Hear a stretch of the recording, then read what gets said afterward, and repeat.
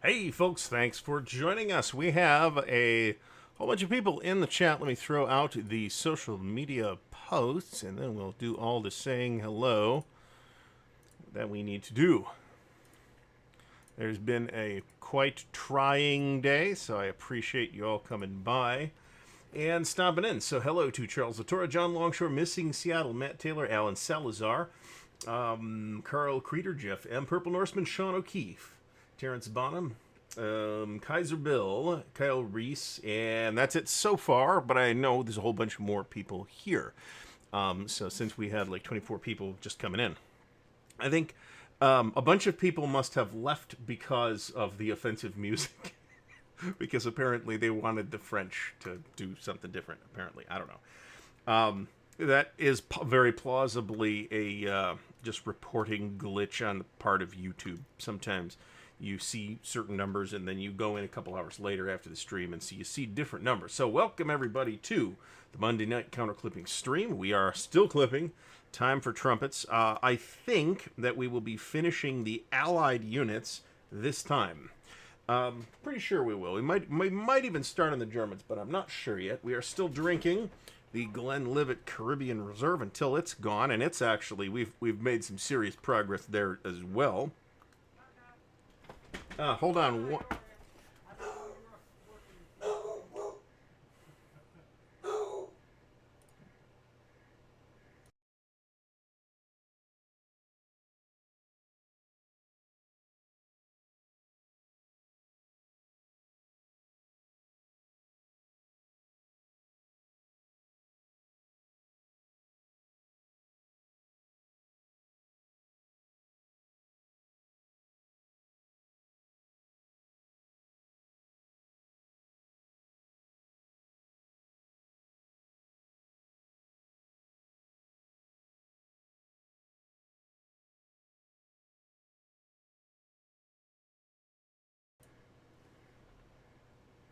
All right, sorry about that. That was an unexpected door-to-door salesman banging on the door. So we have dismissed that fella.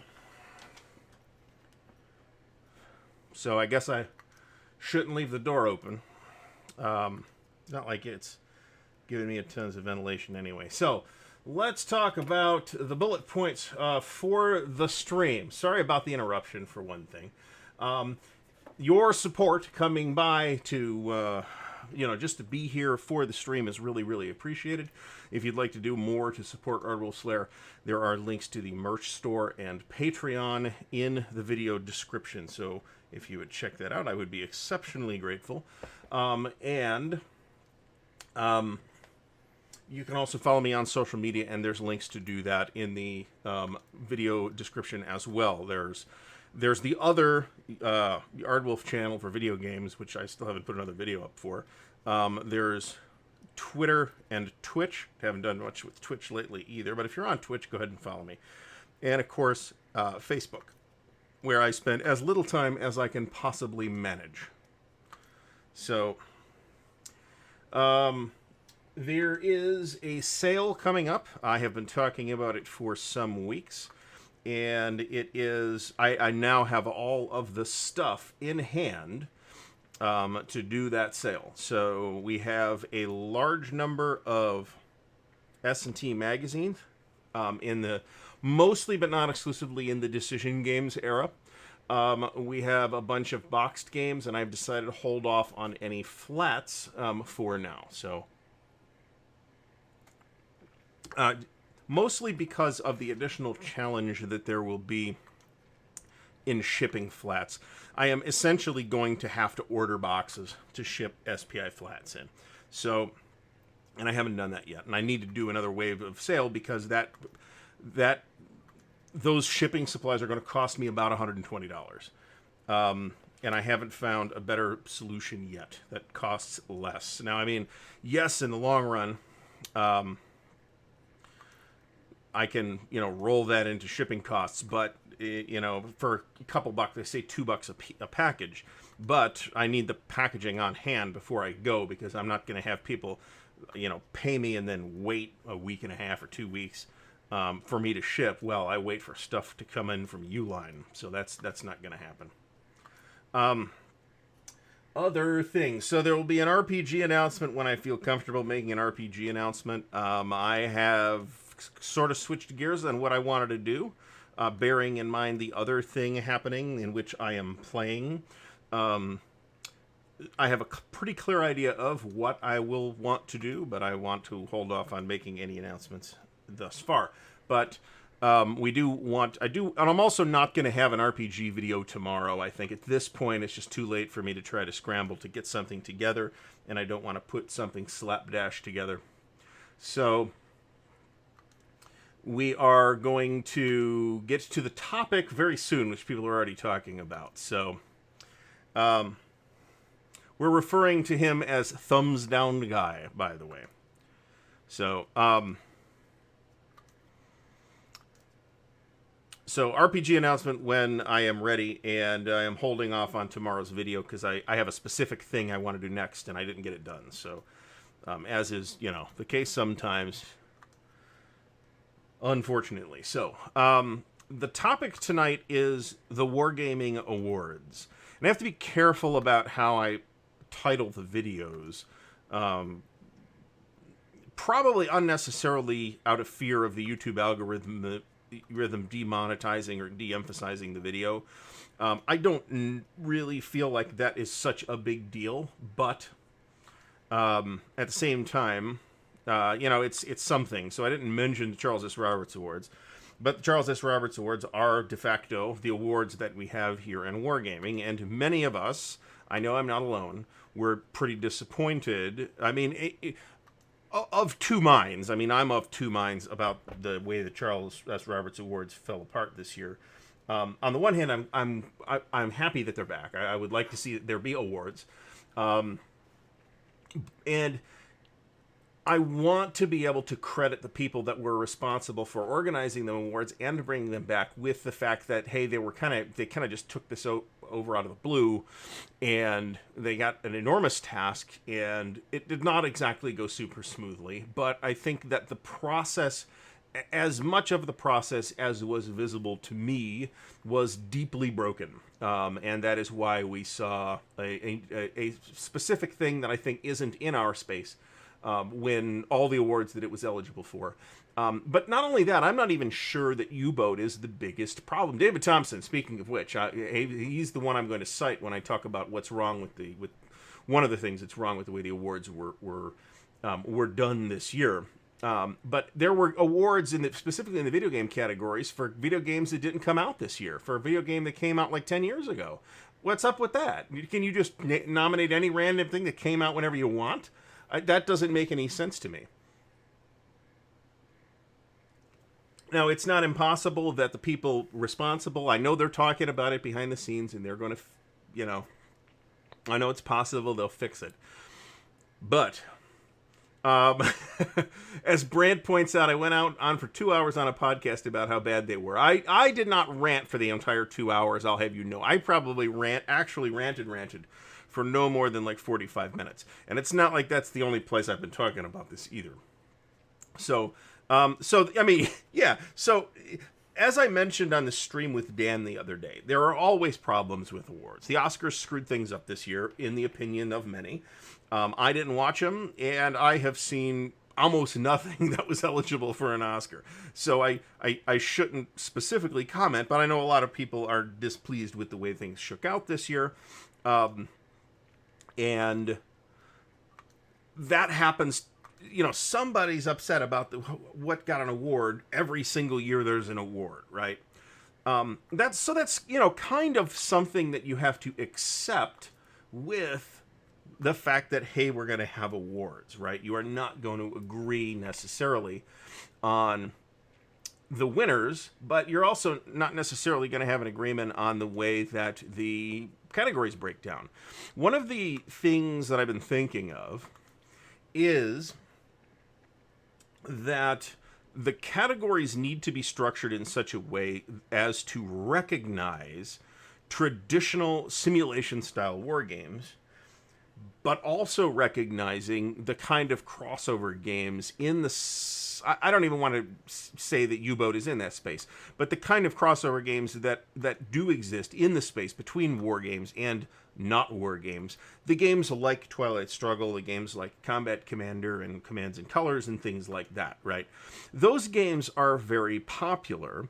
So if the awards are left to the result of a popular vote, those are the games that are going to win, and you will never see another Hex Encounter winner. And if your awards are called the Charles S. Roberts Awards, named after the fella who brought us Hex Encounter War Games, then it's my opinion that the people who are going to pay attention to those are not going to be well served by the results of those awards. Is part of that a result of simply that some of the voting, maybe all the voting, I don't even know, was done on Board Game Geek. Maybe. The BGG audience, and I do not have a hate on for BGG. I think BGG is a super valuable resource, and I love having it, but it is not a specifically wargame resource.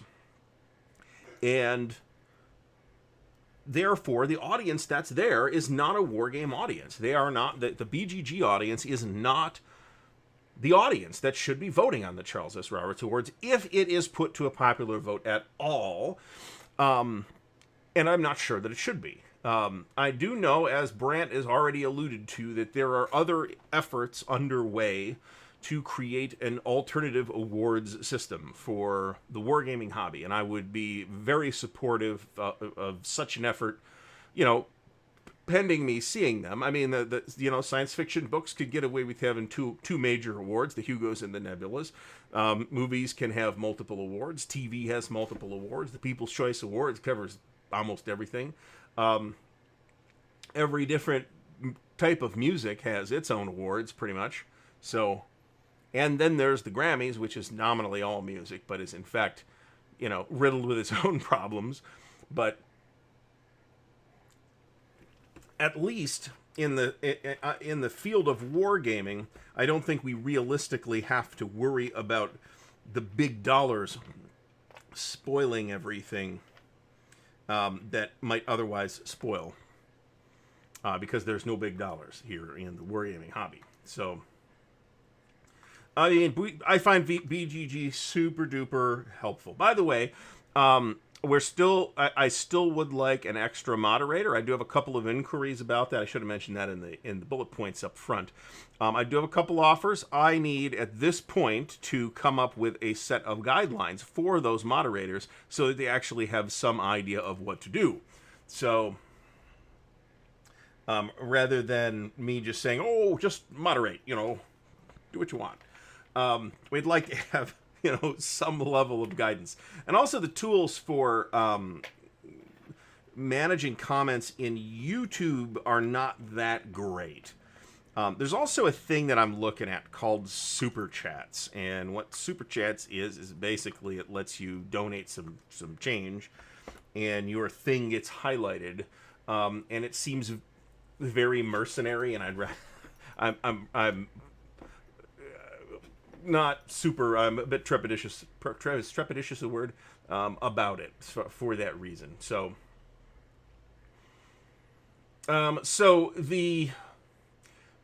a big part of the Charlie Awards problem this year is that both the nominations and the final winners were determined by the results of popular votes, and I think that's a problem. There's nobody was vetting them to make sure that, hey, did this game actually come out this year? Nope, nobody cared.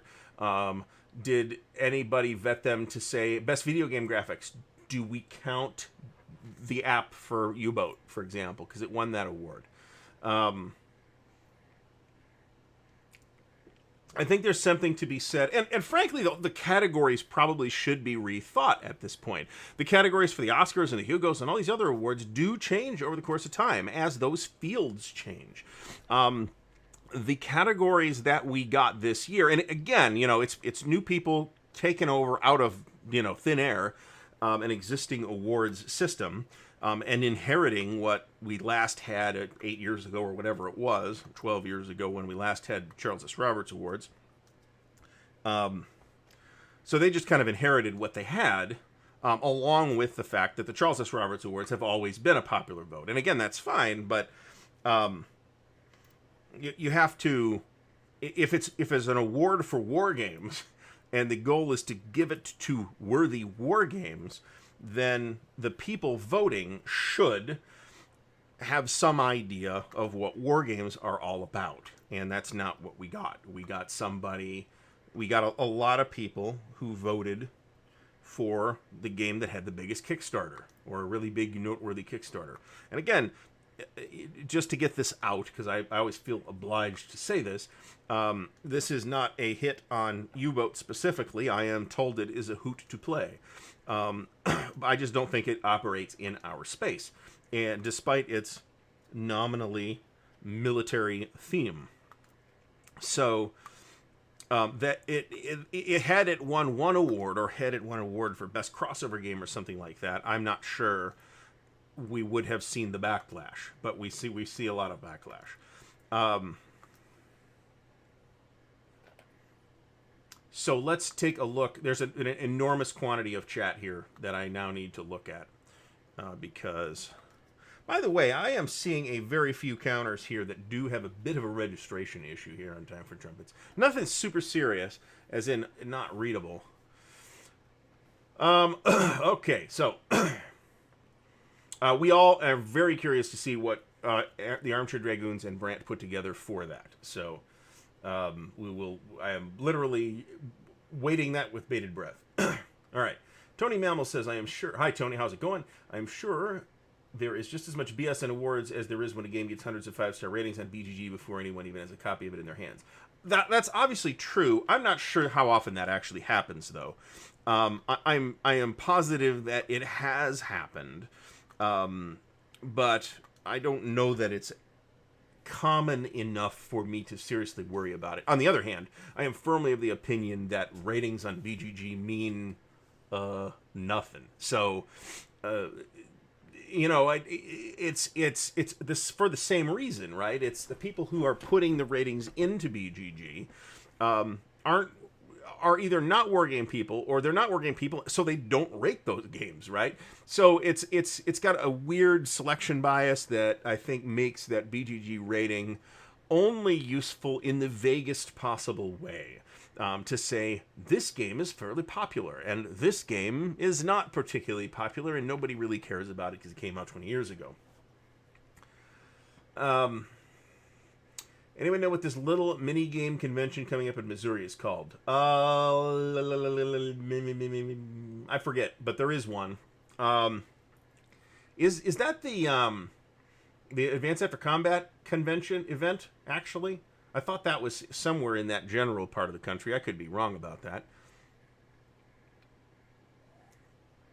Stigler, thanks for stopping by. Patrick's Tactics and Tutorials. Great channel. You should all be subscribed to it. Thanks for stopping by.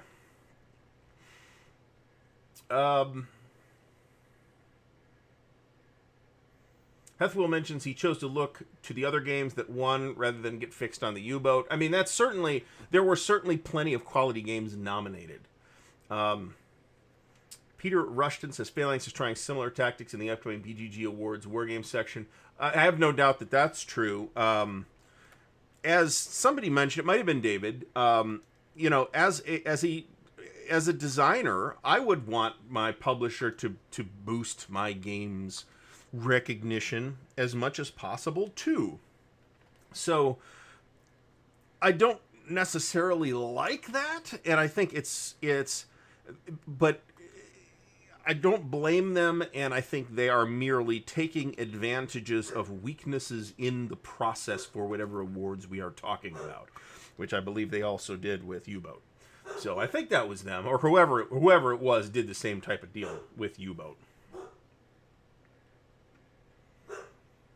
I just, if there was like a board and a nomination board that would say, we're going to have first round, like 2 rounds of nominations, and we're going to nominate 15 games in each category, and and that's going to be done by a board, and we're going to vet them to make sure that they came out this year, they're in the right categories, that kind of stuff, and then put that up for a popular vote. Okay, and then maybe you have a final vote that's decided by a jury, or I would prefer it to be split 50-50 between popular vote and a curated decision process. I think that would be optimal. I think having a popular vote be a factor is fine, but it can't run the whole process like it did this year.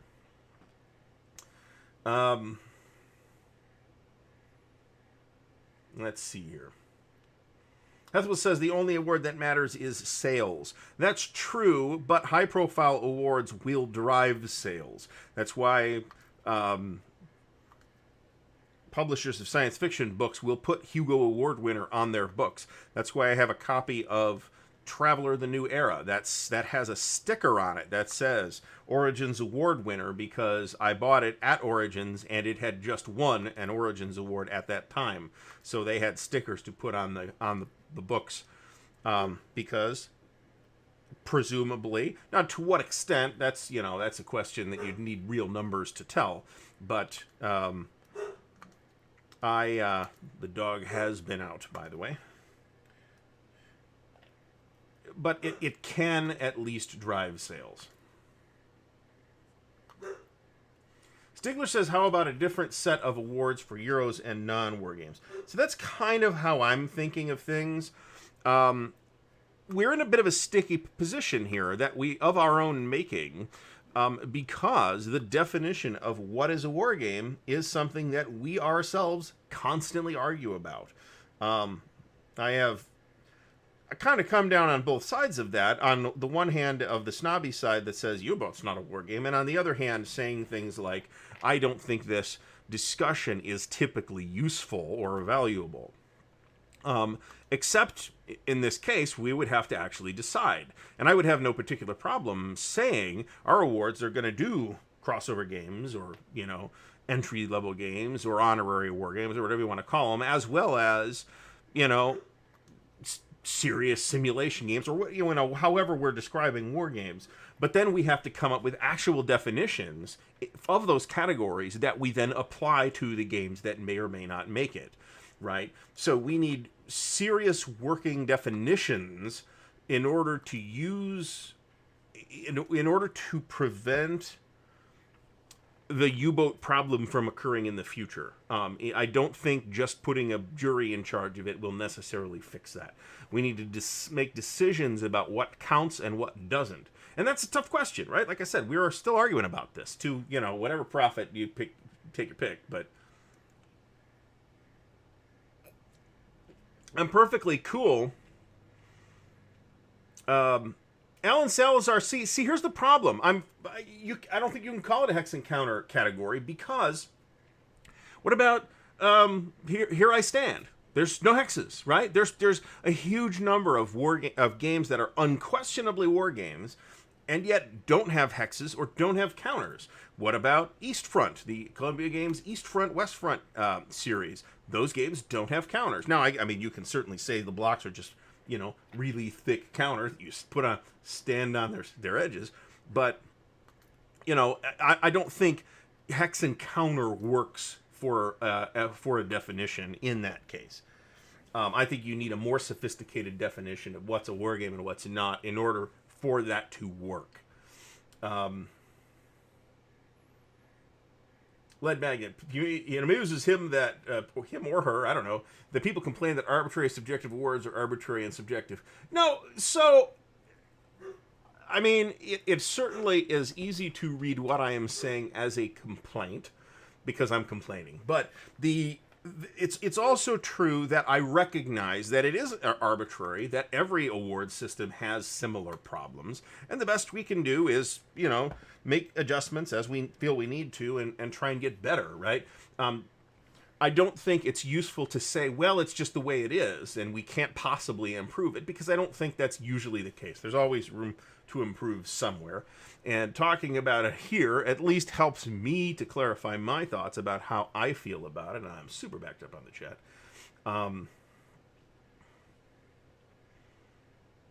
Stigler says the signal to noise ratio on BGG is firmly tilted in favor of noise from the Euro people. That's sure true, but nevertheless, I think there's still a lot of value in BGG. The signal to noise ratio on Consum World is not better, I don't think. It's a different kind of noise, but it's still the same. I mean, some of those Consum World folders are absolutely poisonous. And nothing of value is ever settled in them, and some are great. I mean, but it's the same thing. It's signal to noise, right? The challenges of running a wargame-centric forum is something we are not discussing tonight. It might be something we can discuss in the future. For that, I might actually have somebody like Brant on, since he is, in fact, running one pretty much. I see. I mean, there's a lot of general information as opposed to necessarily about the specific games you're looking for on BGG. But the general wargame forums, I think, are pretty good. I think the signal to noise ratio is pretty good. I mean, you get a lot of the same types of threads, but I think that's going to happen anyway. The CSW forums that just went the way of the dodo. The CSW forums are still there. The only thing they changed was the old social site. Though that is gone and has been replaced by the new social site. And certainly I think the goal is probably to replace those forums with the new social site, but boy, that feels really far away. There has been enormous resistance to any changes or improvements to the BGG forums whatsoever by the people on BGG, and I expect it at this point to just not happen. So, that's weird. Anyway, I'm getting two different numbers from YouTube here. Not a big deal. I mean, a lot of people just won't touch Constant World Expo, or not the Expo. The Expo's fabulous from what I hear. Won't touch the forum because it's a forum that looks 20 years old, because it is. So, it is super primitive, and I would love to see, not that I'm necessarily in love with the changes to BGG, but what the latest version of the BGG site does do is work way better on mobile. And I use it on mobile a lot, so it's, I don't see a problem with that.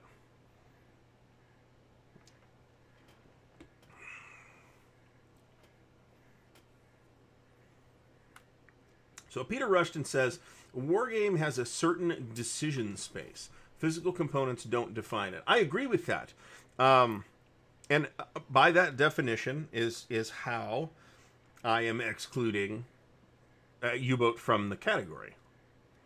I don't think anybody, and I honestly, I'm not sure that the people who ran the awards would particularly want to argue with the point that they're not entirely happy with the way things shook out this year.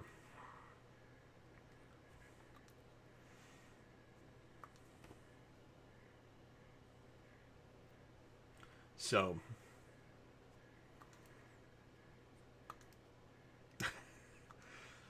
it's a great night when we can get ancient Roman jokes in the chat.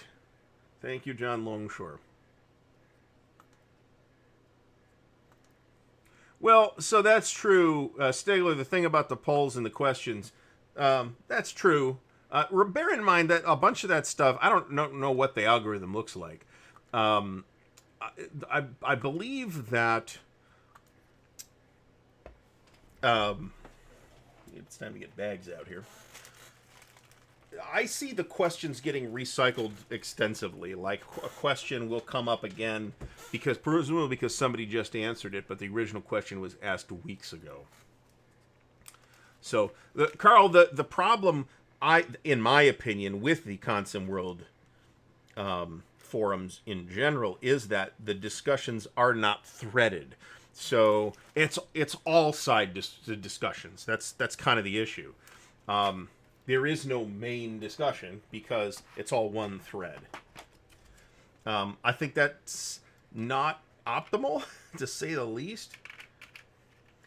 But again, there's been noise from time to time about updating it, and the pushback on that has always consistently been absolutely ferocious. So that it hasn't changed and it still looks like it's more than 20 years old is not at all surprising.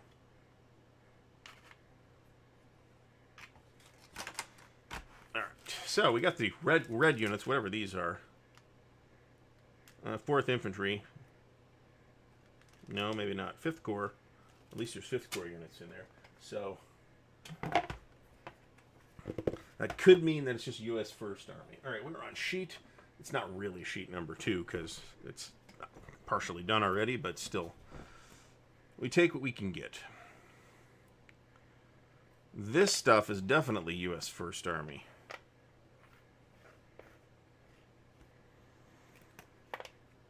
I'd have to go through the Kyle, I would have to go through the list again.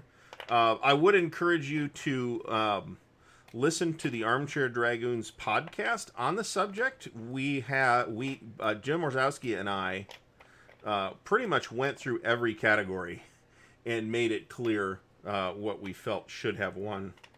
So I would say go listen to that. I'd have to pull the list up, which I'm not going to do. So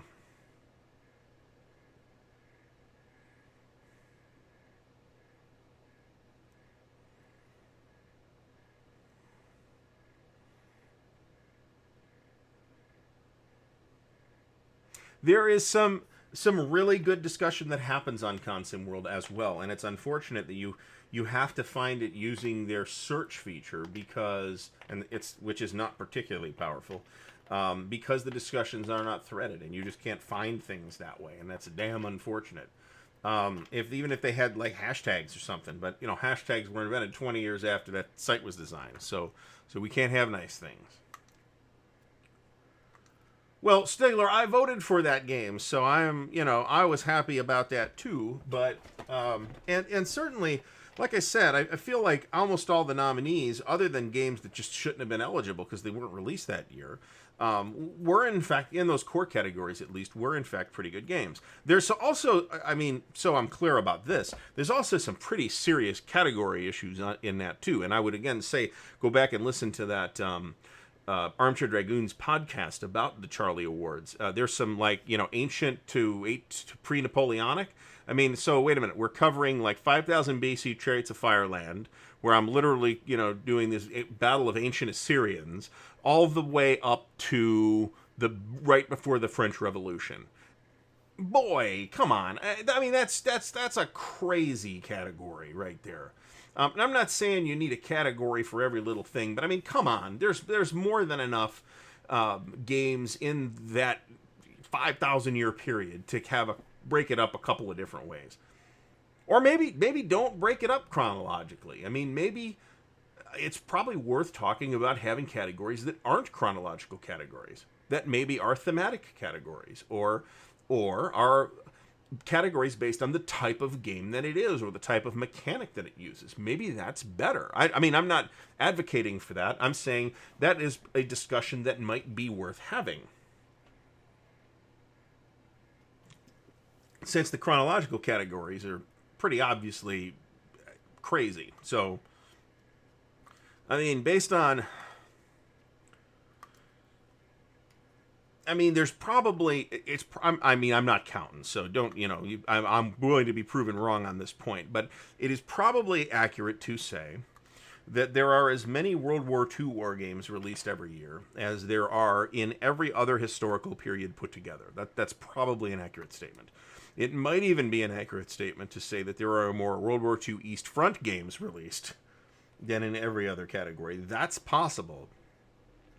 But there's a fair number of West Front and Mediterranean theater and Pacific theater type games released too. So I don't know, but still, the point is that the categories need to evolve as well. So, and maybe, and again, I'm not advocating for this. I'm only advocating for a discussion to be had about it. Maybe the best categories are not those kind of categories. After all, like the Hugo Awards don't say best time travel novel and best, alternate history novel and best space opera. They have categories for short stories, novelettes, novellas, and novels. And I think there's a series one that gets given out every so often, and some other ones, of course, too. And I'm only using the Hugos as an example because I've been following the Hugos since I was a kid. So I'm sort of familiar with the categories and who wins the awards and stuff like that. And I sort of pay attention. And I think, one of those just got announced. It might not have been the Hugos. And I might be conflating it with the Oscars, too, which I didn't even know about. There was a point at which I was making a big deal about the Oscars every year, and I would have a party at the house that, and have cocktails and hors d'oeuvres and stuff like that. That was neat, but I haven't done that in a long time.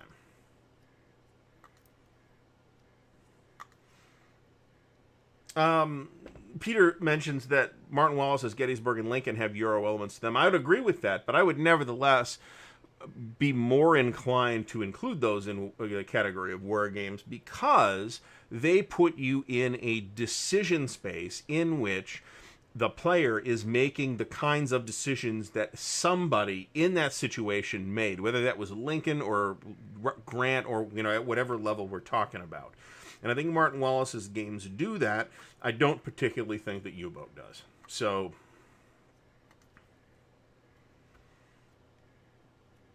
on the wagon. Which wagon am I on?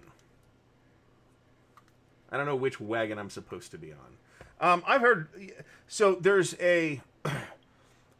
Is it Lincoln? I think it is Lincoln. It's either Lincoln or a very similar Martin Wallace game in which a specific strategy is basically an unbeatable strategy, and a attempt was made to fix that half-heartedly.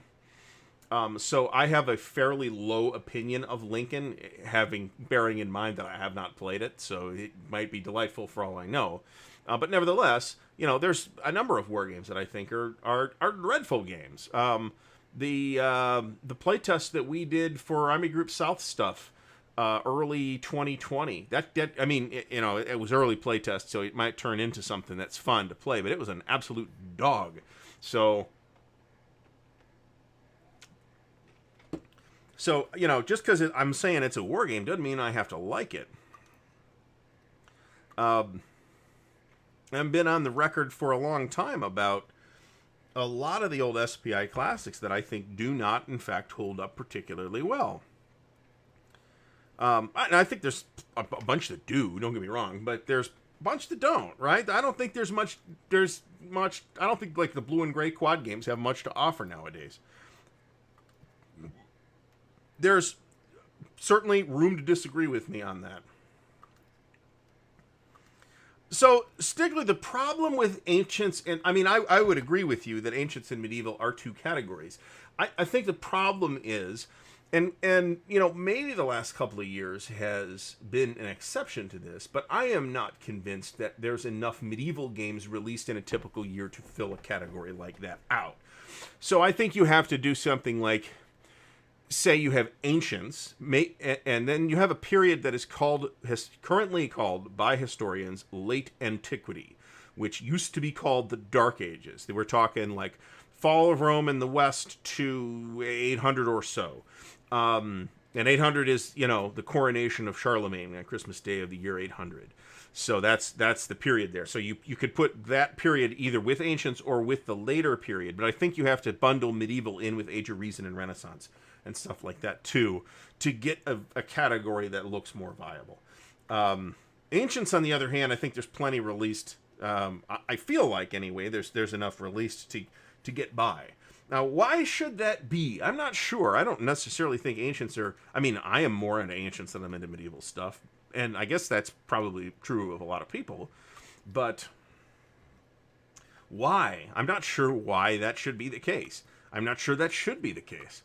I don't know that Ancients are necessarily more interesting than medieval stuff. Certainly, I think Men of Iron is a fun game series. That's really the only tactical medieval thing I've played, I think. And something like Empires of the Middle Ages looks pretty neat.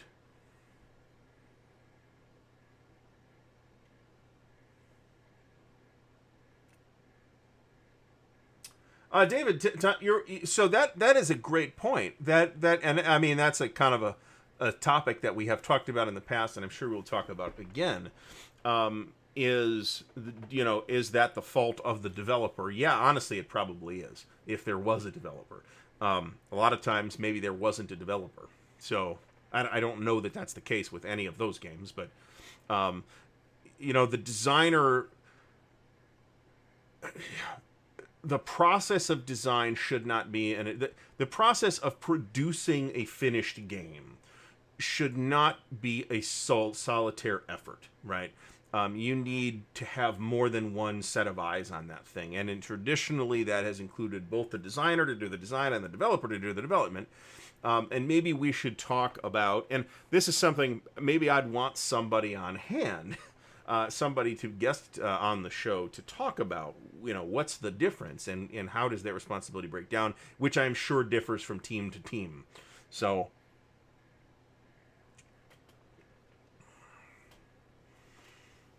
A lot of my interest in the medieval period is tied to the Crusades. I actually am very sympathetic to that. And most of the medieval games that I have are games about the Crusades. So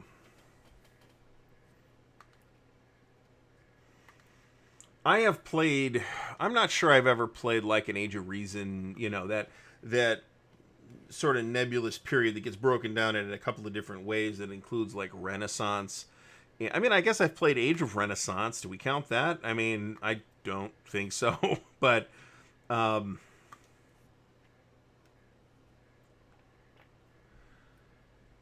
so are we caught up here? I think we are. Stigler says that you should not have to award in a category if no release was worthy. I actually agree with that.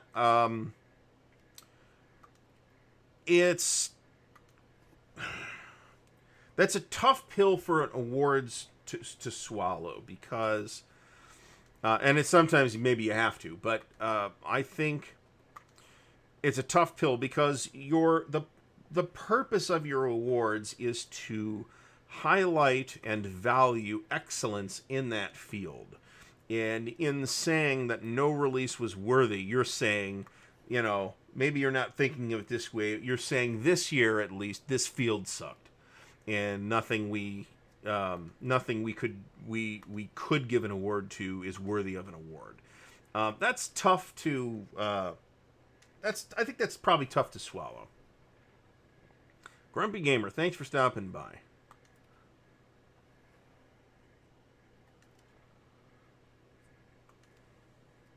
So the medieval people said it did. So I mean, where do you draw the line exactly? There's some interesting. There's actually quite interesting looking old SPI game called Sorcerer, which is set in something. Don't quote me on this exactly, but it's a fantasy game, but it's got a historical setting and it's set like in like medieval Armenia or something like that, and it's actually kind of neat looking.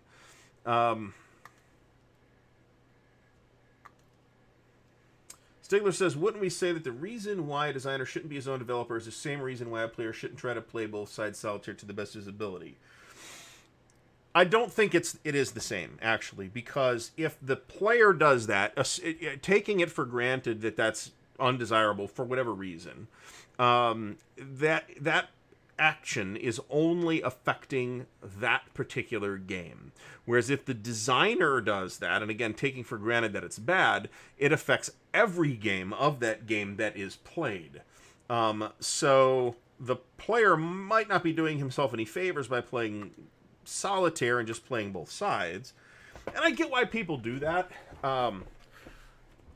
You are almost always going to end up with a more interesting experience playing a game opposed than playing a game solitaire. There are dedicated solitaire games, some of which are outstanding, and that is the subject of another day. But you're almost always going to have a better experience playing a game with people than you are by yourself. And I understand that sometimes it's not possible and not practical. And there are situations in which it is not desirable. If you are just trying to explore the decision space to work out what the optimum strategy is going to be, then maybe you're better off doing it solitaire. You're better off doing it on Vassal too, so you don't have to tear it down every time. Geyser Bill mentions that he has Sorcerer, and the map looks like a plane of different colored Mentos. Yes, the map is not a fantastic example of SPI maps. It is also not the crime against the maps that your typical Spitzer map would be. So there's that. It does kind of look like a Spitzer map, to be honest.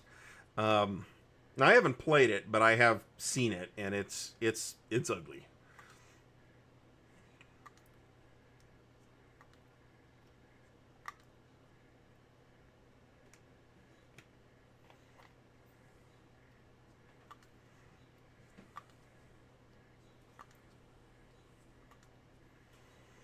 All right, Jeff M. asks, in tandem with awards, is there enough bulk to the hobby to support a Hall of Fame where you can have scads of categories? So, if you want to explore in a very breezy way, check out the stream that Dan and I did last Wednesday on the Adventure Gaming Hall of Fame, which is not just wargaming. Do you have categories? So, I mean, I'd suspect that you would have categories. You'd have categories like designer or publisher or developer or artist or whatever, rather than categories like World War II, for example. And then you would put not games, or you could do games, why not? But people in that Hall of Fame. Yeah, I think there's wargaming has a storied enough history to support that. And, you know, a lot of that has already been stepped on by the Adventure Gaming Hall of Fame. But there's no reason why we couldn't revisit that notion. There's certainly a bunch of games that I think are notable in wargaming. Watch the stream with Dan and I. It's only an hour, so, you know, check that out when you get a chance. Stigma says he doesn't think that solitaire is a good idea for exploring alternate strategies. That's not exactly what I mean. But exploring alternate strategies is not what I mean.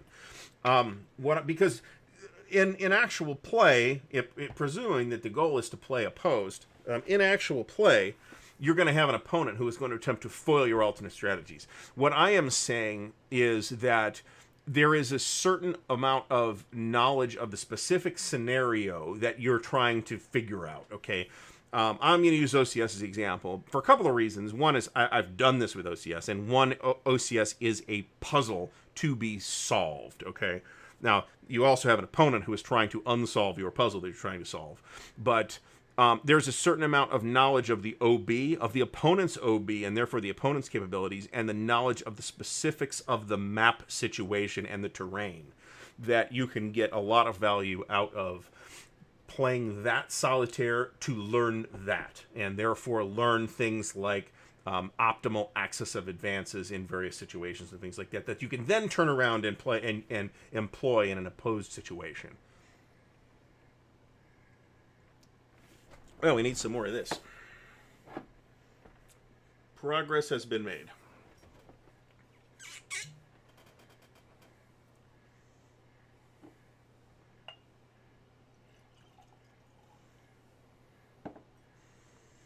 If you really want to like try, so in a thing that we're playing now, sort of, you know, we're trying different techniques in the Normandy campaign. You want opponent eyes on that. Say we want to try a different, say, different American strategy to cut the Cotentin Peninsula or to isolate Cherbourg, okay, than what they employed historically. You really want, in order to see if that strategy is viable, you really want an opponent there to foil it, to spot the holes in that strategy that you don't see. And that's absolutely true. But that is a bit different than what I am talking about, the solo utility of doing an OCS thing, for example. So...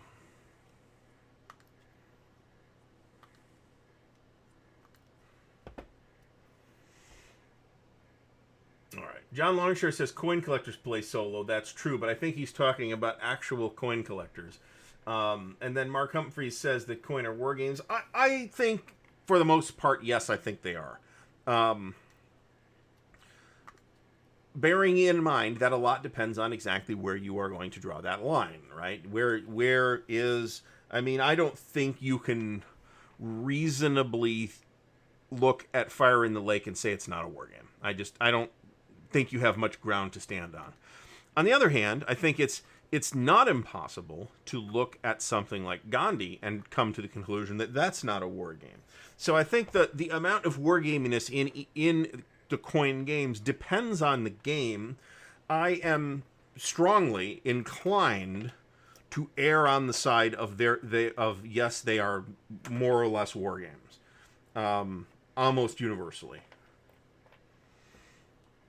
I would be completely fine with an award for best box art, actually.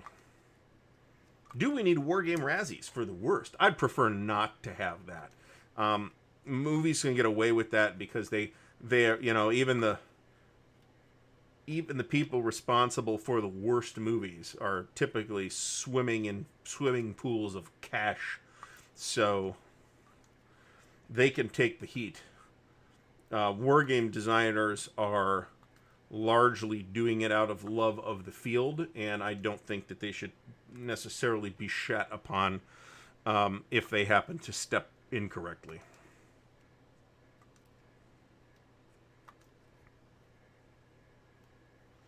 There were awards this year, by the way, that specific awards of the Charlie Awards in specific categories that neither Jim nor I had an issue with. So to get that out. So Alan Salazar says that he agrees that Volko Ruhnke deserved the James S. Dunnigan Award. He moved the hobby to a new level. I can't argue with that. Certainly, he opened a new vista mechanically to wargaming at a bare minimum, and I would probably take the stronger position that I just dropped shavings all over myself. That he broadened the appeal of wargaming, and I think that's probably also true.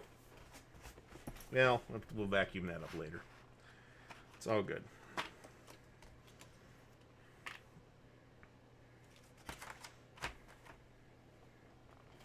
All right, so randomly placed units. It's all fine.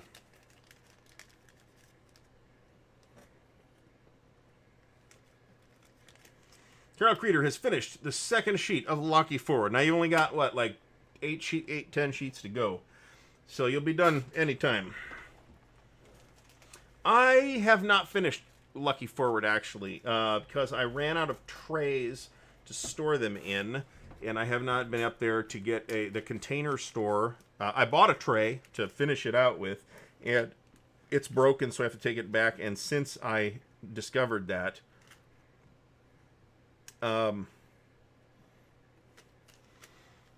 Container Store hasn't had those particular trays, so, which is disappointing, to say the least.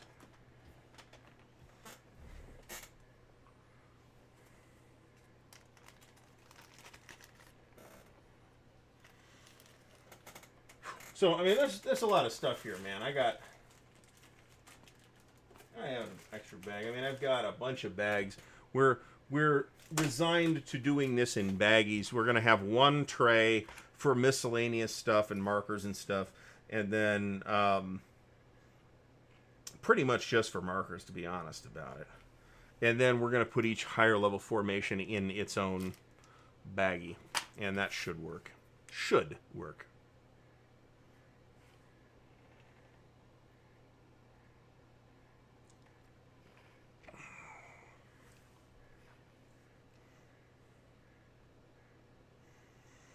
I really did try to come up with a reasonable use for saving the counter clippings, and I failed. I mean, the best I could come up with was mix them with paraffin and turn them into, like, campfire starters. That seems ridiculous.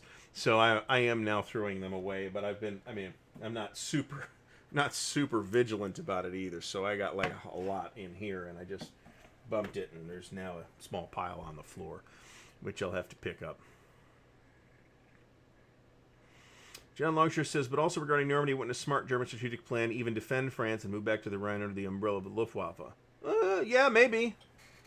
Maybe. I mean, well, so that's a good question. I mean, that's an alternate strategy for... But remember that a lot of the difficulties that the Allies had when they hit the Rhine happened because the Allies were logistically very overextended at the time. They were still getting most of their supplies in from the mulberries still, and they had to be trucked all the way from the Normandy beachheads to, Belgium and places like that. And they had been depleted because they were A, moving very quickly, and B, had their fight way across a lot of that countryside, right? So having fresh Allied armies with time to maneuver into position then hit those German forces on the Rhine. Very difficult to predict how that would have turned out, I think. So there's certainly, I think this, in my opinion, I think the smartest plan was the Rommel plan, which was to defeat the Allied invasion at the waterline, which they did not get higher level support to do. So there was just no way that was going to happen. Mo, thanks for stopping by. I am talking about the Charlie Awards specifically.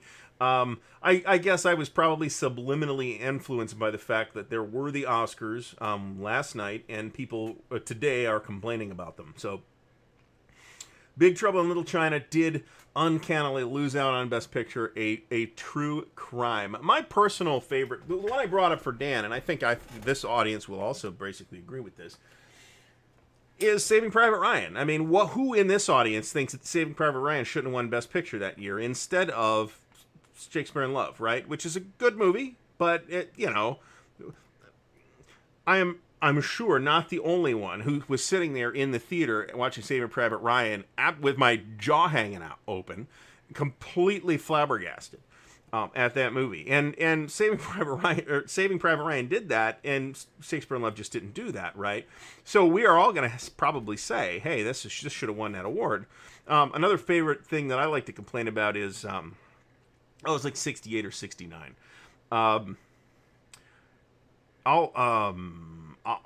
Oliver Reed won Best Actor as Oliver or as whatever character he played in Oliver, the musical, beating out Peter O'Toole in The Lion in Winter. Now, I think that is one of the all-time great movie performances, and if I didn't know that Peter O'Toole was in it, I would not have even assumed he was in it. He is unrecognizable in that part. And, I mean, Katharine Hepburn is in there, and she's great, but she's pretty much Katharine Hepburn, and she's instantly recognizable because she's Katharine Hepburn. Peter O'Toole's almost invisible. It's an amazing performance, and he didn't win. So, and if there was any award for which Peter O'Toole should have won the Oscar, and yes, I have seen Lawrence of Arabia, I think it's that one, and not Lawrence of Arabia, which is a great movie, but still, I think it's a better performance in The Lion in Winter. The remake that was done by TNT or somebody like that with Glenn Close and Patrick Stewart is okay, but boy, it just lacks the magic of the movie The Lion in Winter, which is, of course, one of Anthony Hopkins' first movie, might even be his very first movie role as Richard the Lionhearted. Timothy Dalton, I think, his first movie role as Philip the Fair, and the late Nigel Terry as Prince John. So it's a fabulous movie in every respect, and I would encourage you to see it if you have not seen it. So,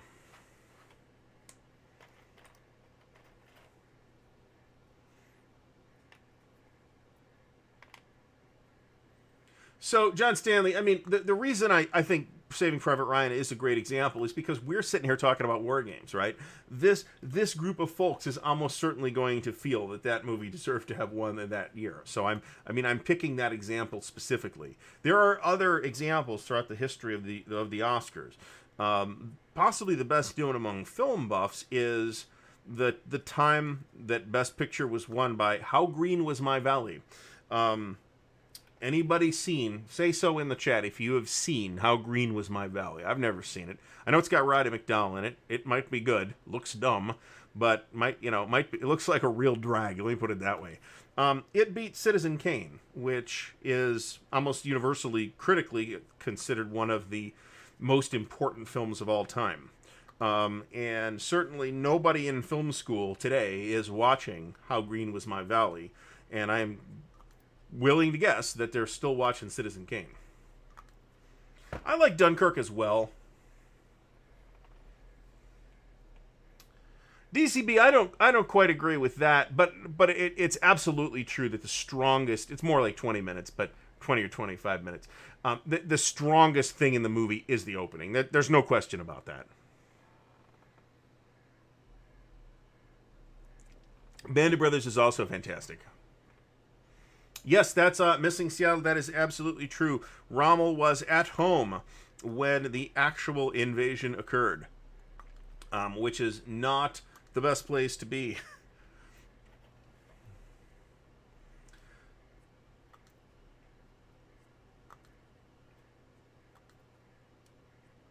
John Longshore, I liked Dunkirk as well. It's I could almost do a whole thing on Dunkirk. Actually, it was a really interestingly made film. The way it's structured is very interesting. It's really more about the experience of being there than it is about the historical story. And I like seeing the historical story. That's one of the reasons why my favorite World War II movie is A Bridge Too Far, because you get the story, right, of what was going on. Brian Jarvis asks, top 5 war movie actor performances. He says Tom Hanks, Alec Guinness, Peter O'Toole, James Coburn. Number 5. James Coburn. Are we talking about Cross of Iron then? That's a really good movie, actually. Very worthwhile. I'm not the world's biggest. Band of Brothers is fantastic, if I didn't say that already. Enemy at the Gates is a good movie, but it turns out that the story that it tells with the snipers and all that is mostly fictionalized and was more or less invented out of whole cloth by the Soviets. Nevertheless, and there's the typically Hollywood insertion of the love story that I think was not necessary as well. So the frame story in Saving Private Ryan is actually the weakest part of that movie, which is the old man. That's what Stigler's talking about at the very end. It's cheesy. It's cheesy, and it wasn't necessary. I've never seen all of Citizen Kane, so I can't really comment on it. But it is definitely a very influential movie.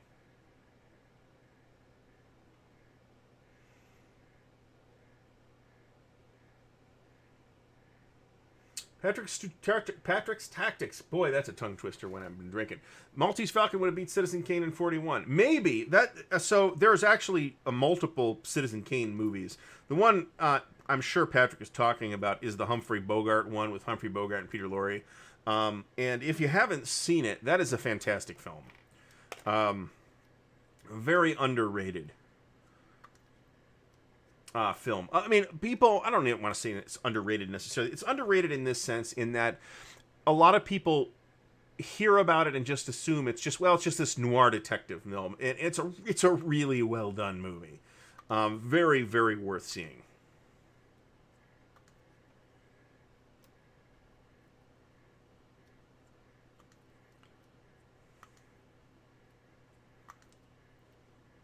DCB's probably right that I don't know if it was politics. It's politics in the sense of it's industry politics. I don't think it was like his political positions, which is how I think we would typically interpret that remark nowadays. I think there was a lot of people that Orson Welles had pissed off in the movie industry. That's definitely true, because he was a prima donna. Let's face it. The Thin Red Line. Kyle Reese mentions the Thin Red Line. I disagree with that intensely. I think the Thin Red Line mostly consists of people walking through fields of plants and brushing their hands through them. That's what I took away from the Thin Red Line. It's a beautiful and beautifully shot film, but I don't think it's a strong war movie, and I don't think it's a particularly enjoyable film to watch.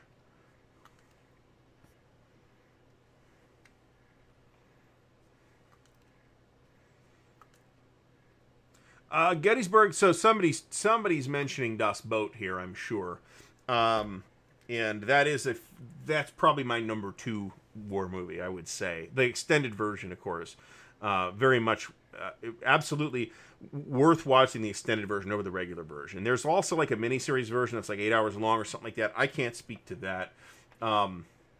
There was a new Das Boot that was made in the last few years, which is like not a reboot. Haha, and not a sequel.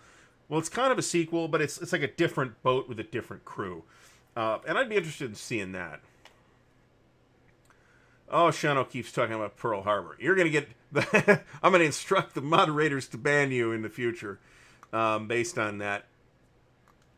There's a movie on Netflix right now called Mank, which is about Mankiewicz, who wrote Citizen Kane. And if you're interested in the history of that, and pretty clearly it's, Kane is based on William Randolph Hearst. I mean, I don't think there's a way around that. Full Metal Jacket, it has, I think, the same problem that Saving Private Ryan has, but worse, because the opening third, it's a 3-act movie, okay, and that first act is so strong that the rest of the movie just can't keep up with it. That said, I think that third part where they're in Hue, I think is underrated, and I think it's worthy of attention as well. The middle part with Hawk the Slayer is awesome because Hawk the Slayer is in it.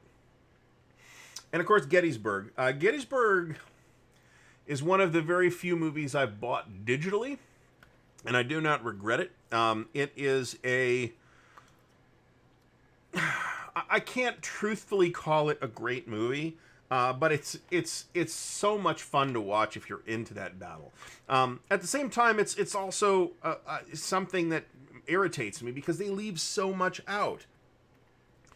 And a lot of what is included in parts 2 and 3 are parts, and it's 3 acts as well. The first act is about Buford on the first day, and there's some really great scenes in that. And of course, what's his name? I always want to say Sam Shepard, and it's not Sam Shepard. It's Sam Elliott. As Buford is great. But then the only Union action you get after that is pretty much Chamberlain with Jeff Daniels, which is really nice. But why did we not get a lot of scenes about the Union coming up with their strategy? I mean, or at least a scene, right? I mean, they got a name actor to play Meade after all. You could have given us something. And I think that is, just a circumstance that evolved because of who made the movie and the book it was based on.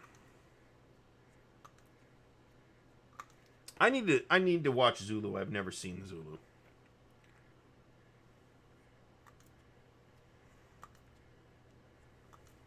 I did watch Midway, the relatively recent Midway film. It was okay. It's got a lot of CGI dauntless action. If you're into CGI dauntless action, that's your movie. I've never seen Paths of Glory, actually. That's something I gotta fix at some point.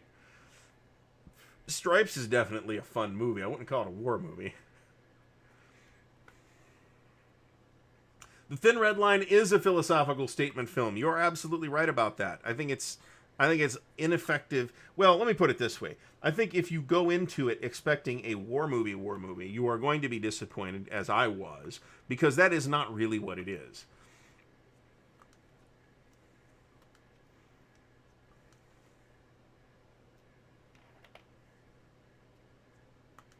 Gettysburg's score is really good. Last Samurai is a good movie, too.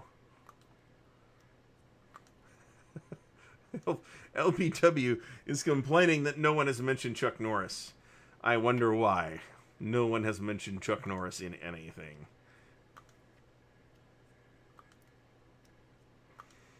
Hey, the topic is a starting point. There has yet to be a situation in which we actually hit on that topic for close to an hour. It is not going to be the case where I'm going to talk for 2 hours on that topic by myself. If I have guests on here, that might be different. There is I don't remember the name of the movie. Somebody in the chat will have seen it and can tell me. There is a Korean film where some Korean soldiers get captured by the Japanese, end up in a Soviet prison camp somehow, get captured by the Germans, and then get shipped out to serve in an Ost battalion on Omaha Beach. There's a Korean film about those guys. North Dallas 40. Wow. been a while since it's not exactly a war movie.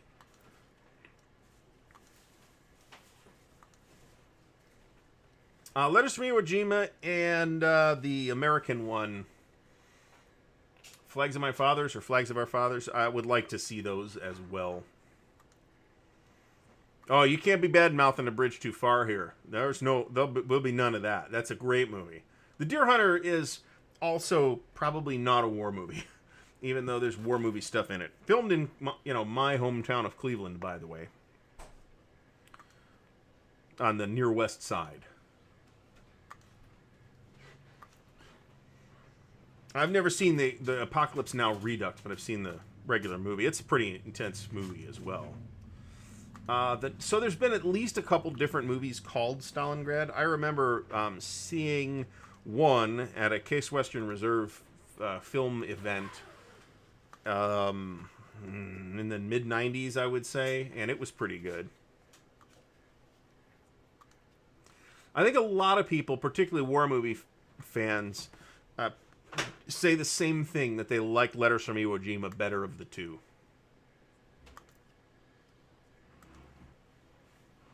Stigler, you might be wrong about that. The other example is of a film that was never made. The documentary is called Jodorowsky's Dune, or Jodorowsky's Dune, and it's about the unmade Dune adaptation by Alejandro Jodorowsky, an Argentinian filmmaker that did not get off the ground, but a bunch of the stuff that was done for it, because they did extensive pre-production work, was picked up by films like Alien, for example. And that is an absolutely... And Jodorowsky's still alive. The movie interviews him extensively. It's absolutely fascinating. The movie would have been something else. Let me put it that way. But it's a fascinating documentary. I remember, this probably is the first war movie I remember, a film in the early 80s called The Boys in Company C, or The Boys from Company C, or something like that. I haven't seen that in a long time, like since probably the 80s. Waterloo by Kubrick was never made, and I think there was supposed to be a documentary about that too, actually.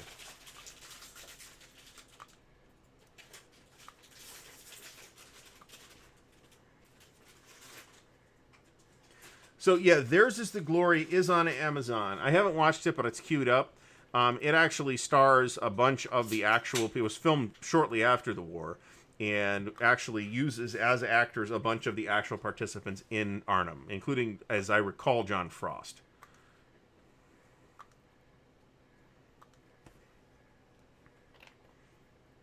Well, U.S. audiences have traditionally... There have been a very small number of exceptions. U.S. audiences have traditionally not warmly accepted foreign language films. The only ones I can think of... I think the only one I can think of in recent memory was Crouching Tiger, Hidden Dragon, which did very well despite being filmed in Mandarin and it being released exclusively in subtitles, at least in theaters. Another one that I saw in theaters that was very good, which is I think just been re-released on DVD in some kind of fancy special edition, was The Brotherhood of the Wolf, which is a French film. It's probably the best film. I don't know if it's the best French film of all time, but it's for me, it's the best French film of all time. And it's got all kinds of stuff going on. I mean, all kinds of stuff going on in that movie. There's like kung fu Native Americans and werewolves in pre-revolutionary France, and it's weird. But it's a really good movie, and it's very pretty as well. I have not seen 1917. It's on my list of things I want to see. The Duelist actually is a really good movie. Early Ridley Scott film, for that matter.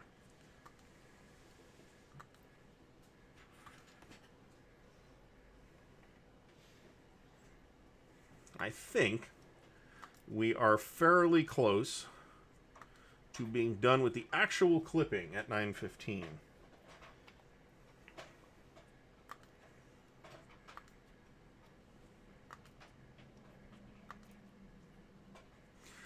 The Duelist is, I mean, it's weird, right? You got these Napoleonic officers and being played by Harvey Keitel and Keith Carradine.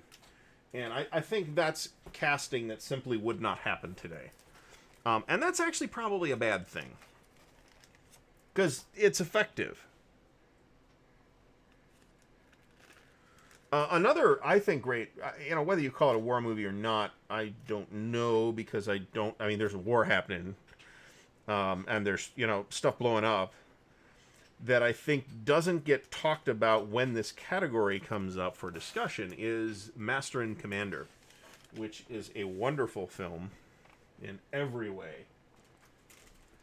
And it's a damn shame that more of those weren't made, because the cast was outstanding. Russell Crowe would have to be cast to play two Jack Aubreys now, if you know what I mean. And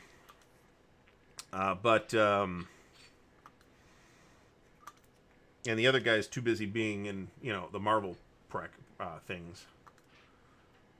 Schindler's List is not a war movie. I'll be honest. Schindler's List is an amazing movie, and it is devastating to watch.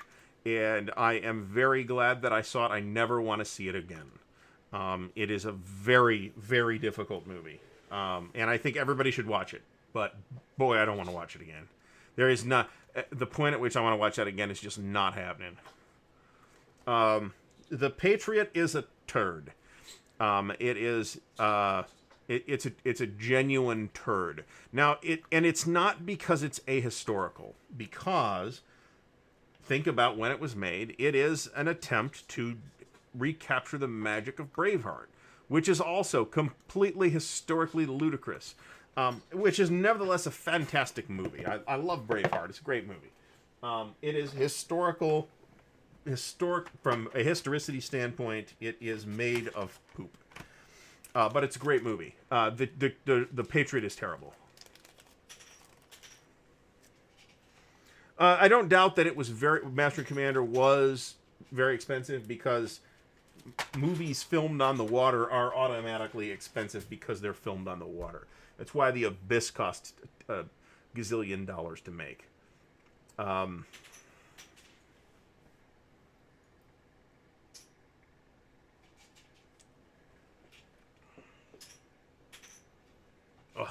Stigler, you went there. A friend of mine actually got super liquored up going into the movie theater to see that, and made a scene, I'm afraid. And that was probably bad. I wasn't there, thank God. I heard about it after the fact.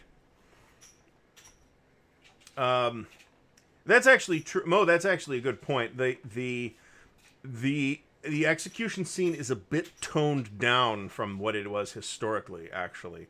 But it is, nevertheless, you get the sense of it, and it's gruesome.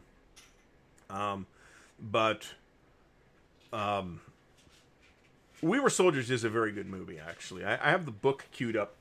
So Amazon's got this thing where if you're a Prime member, you can get books out on loan from this rather limited list. And Hal Moore's book that movie's based on is on that list, and I've got it out. I need to read it. Bridge on the River Kwai is another one I've never seen, actually. The Longest Day is, also known as the longest movie. It's a really long movie, and it's got a lot of really slow parts in it. I think it is worth watching. It's certainly from a film buff standpoint. It's like Spot the Future Superstars, like Sean Connery's in there, for example. They don't, though. They completely skip out the part where they cut his balls off. So they don't quite handle the whole thing. It's pretty obviously gruesome, but still, it's not, it's toned down from the historical process of drawing and quartering. You know what? Let's mention, and I'm not sure somebody has mentioned it, is Waterloo, the Bondarchuk Waterloo film with Rod Steiger. That's a movie that has a lot of weaknesses, chiefly in that none of the actors in that can stand up to Steiger. And so it's all about Steiger, and even Christopher Plummer, although he's a very good Wellington, he's not given enough to work with. Black Hawk Down is an incredible, intense movie. The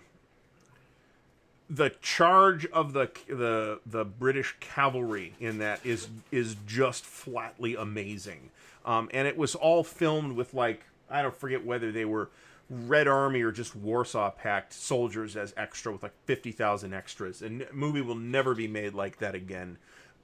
It's just amazing and breathtaking. Some of the photography in that film, and Steiger is really good. And the guy that they got to play Ney looks a lot like Ney, but like I said, none of those people with whom Napoleon interacts at any point can stand up to Steiger.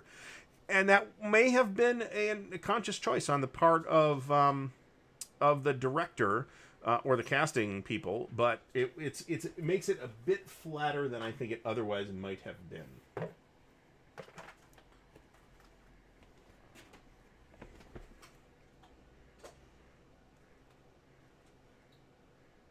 I've heard that Come and See is very strong. I have not seen the film. It looks very intense, though.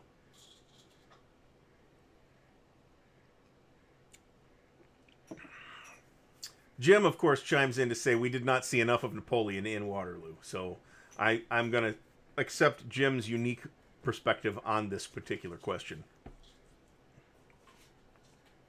Orson Welles did have a cameo as Louis XVIII in the film, and he's in the film for 2 minutes, maybe, something like that.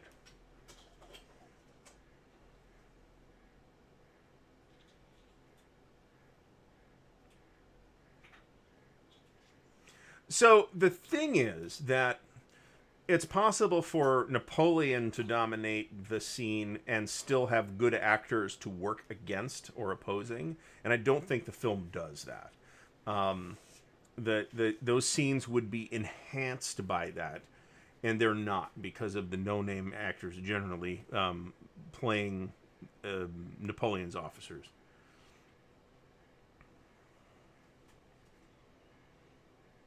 I don't think... I'm not sure which one we're talking about, Dino De Laurentiis. I think of Dino De Laurentiis as Conan the Barbarian and Dune, the David Lynch Dune, more than anything else.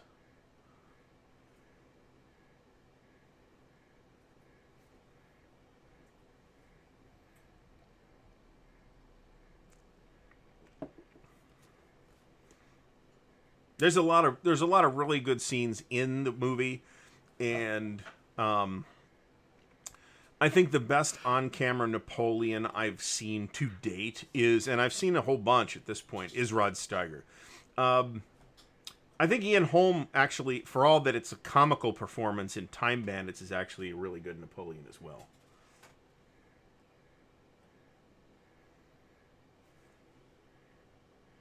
Tora Tora Tora is a great movie. Tora Tora Tora is interesting for a number of reasons. One, it's unlike Pearl Harbor, it's good.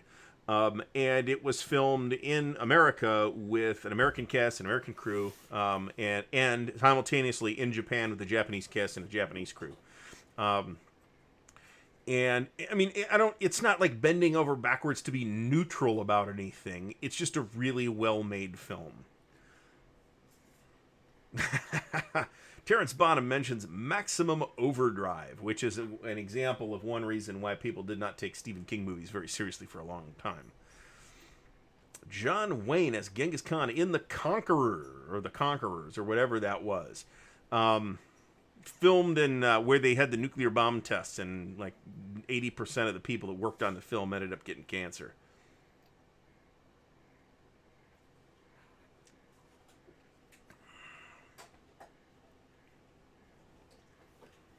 Ooh, that'd be it. Brian Jarvis, that would be interesting to see what that would be. I would very much like to see that.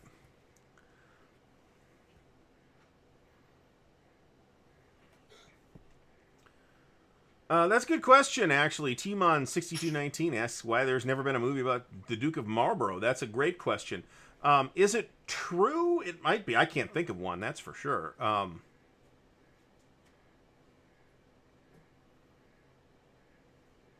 Yul Brynner did many historical movies, like Westworld, for example, and The King and I, and The Magnificent Seven. The movies, what's like... I love The Magnificent Seven. It's a great movie. I know it's pretty much a copy of Seven Samurai, and I mean, they even credited Akira Kurosawa in the credits. And of course, Westworld, and of course, he was in the Ten Commandments. The later 10, well, there's been multiple 10 commandments. There's been at least 3 different treatments of that. But the Cecil B. DeMille 10 Commandments with Charlton Heston, which is the best one, everybody agrees.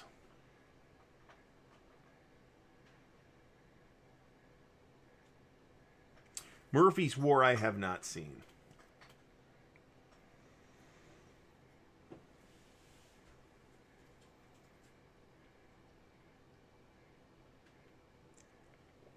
Jeff M. I didn't know that it did that poorly. I saw it on HBO, and I thought it was pretty good. I mean, it's not like an amazing movie. It's not as good as any of the movies I've mentioned that are my favorites, even among World War II films. But it's pretty good. It's certainly a lot better than Pearl Harbor. But it's got a lot of CGI fighter planes in it, or dive bombers, I should say. I suppose. You know, the British make movies too, though. I mean, they could have made a movie about Marlborough, and traditionally, a lot of what the British are good at in terms of filmmaking is historical stuff. So it is, and he's like a genuine British Isles folk hero. So I mean, I would think that there would be a movie about Marlborough, and yet I'm not. And maybe there is, but I'm not aware of it.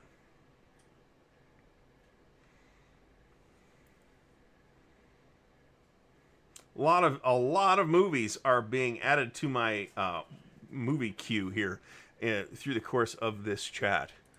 So thanks for that.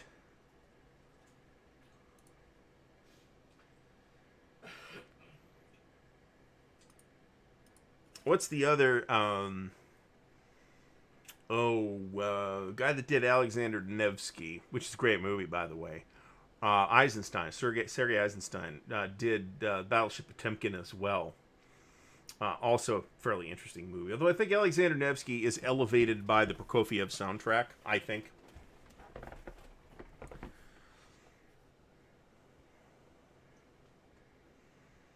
So there was an original director of Spartacus that was fired and replaced by hired gun Stanley Kubrick. So that is why it is an atypical film when viewed as a Stanley Kubrick film. It doesn't have a lot of the Kubrickisms that one would expect in a lot of his other films. But nevertheless, I think it's a really good movie.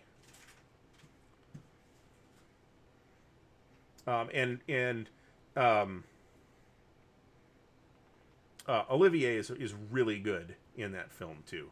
So there was that scene with the oysters and the snails with him and Tony Curtis that was cut by censors at the time, and then for a later home video release was put back in.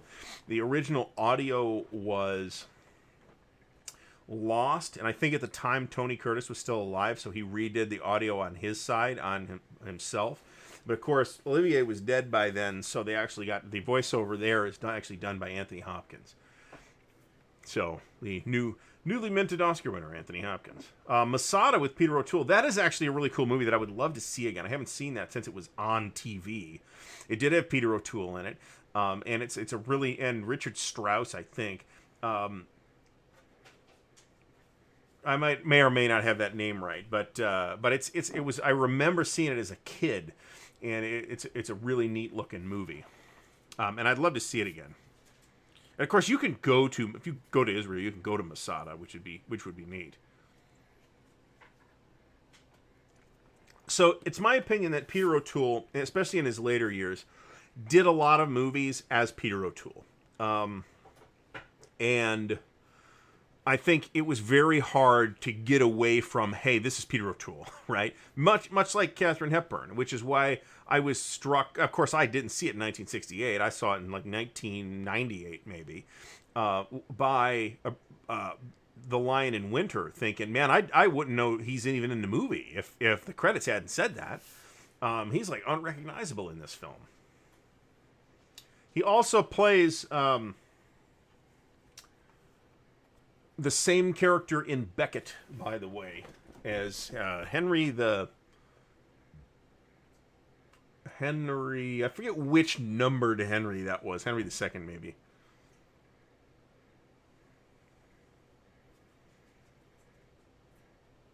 Agri Day, best samurai movie. Somebody mentioned The Last Samurai up in the chat somewhere, and that's actually a pretty good movie, even if it does read in a lot of ways like, here is Tom Cruise who wanted to play with samurai toys this particular year. It's still a pretty good movie, but bear in mind that even though Tom Cruise is on the poster and he's get top billing and all that, he's really not the main character of the film. Ken Watanabe's character is the main character of the film, and the character who the entire film revolves around. So bear that in mind. I'm gonna say there is a Canadian-Japanese co-production called Heaven and Earth, which is a great movie. There is also Ran by Kurosawa, which is a great movie, another visually amazing film. Grumpy Gamer, thanks for stopping by. Appreciate it.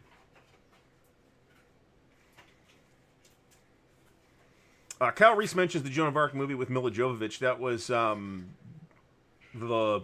he's the director. That was directed by the same guy that did The Fifth Element, Luc Besson. And it's a pretty good movie. I think it's not as fun. It's definitely not as fun as The Fifth Element. I have not seen Shogun. I saw part of it like when it was on TV. God knows when that was, but you'd really have to sit down for that. And that's a pretty based on the James Clavell book, and it's got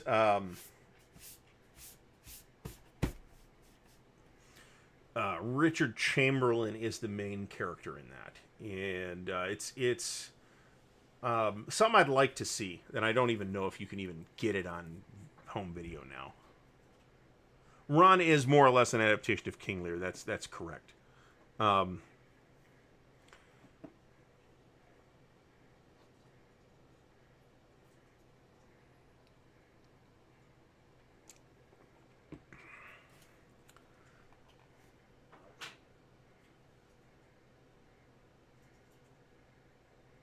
Okay, Henry II. We've confirmed that.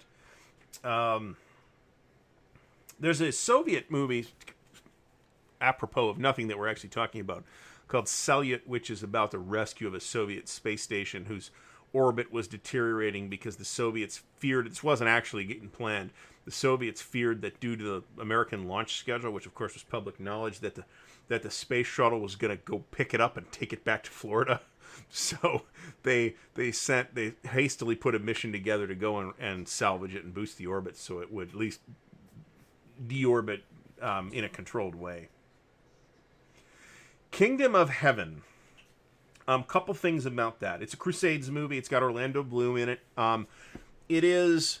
I've seen both versions, and there's. You definitely want to see the extended version, which actually makes sense. It's a great testament to the value of editing, in that the editing of the theatrical version of Kingdom of Heaven turned it into complete gibberish, and there's no flow to the movie at all. The extended version actually does make sense from a narrative standpoint. There is also one of the cheesiest things I have ever seen in a movie that cost that much money with a reputable director's name attached to it, which is when Orlando Bloom is giving the inspiring speech at Jerusalem toward the end of the movie, and they cut to the music, and it's the music from the Jerry Goldsmith 13th Warrior soundtrack. That incredibly jarring and intrusive, and completely broke the movie for me. So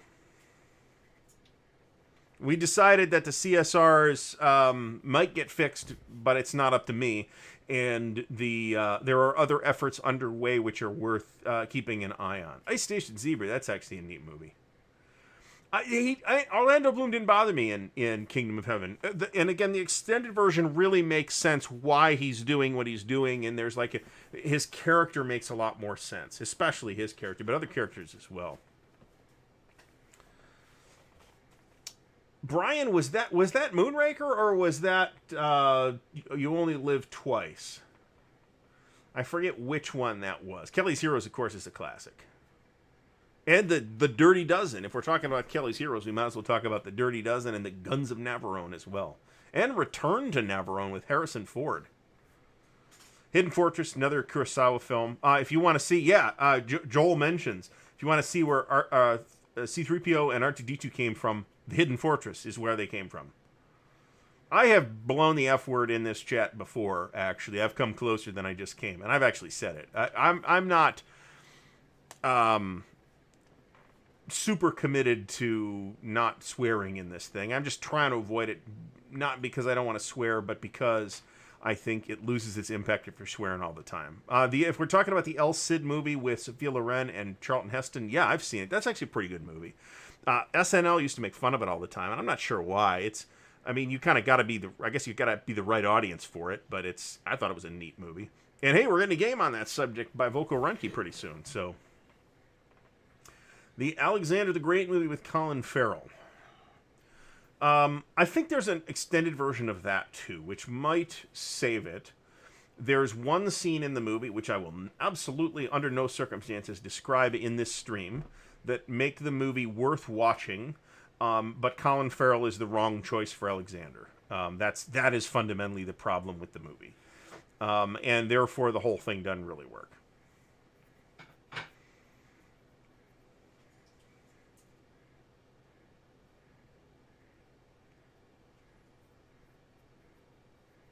There you go.